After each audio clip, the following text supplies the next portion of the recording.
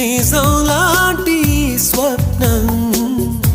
ఎలా పట్టి ఆపాలి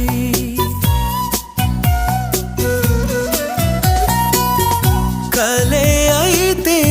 ఆ నిజం ఎలా తట్టుకోవాలి అవును కాదో అడగకంది నా మౌనం చెలివో చిలవో తెలియకుంది నీ రూపం చెలిమి బంధమల్లుకుందే జన్మ ఖైదులా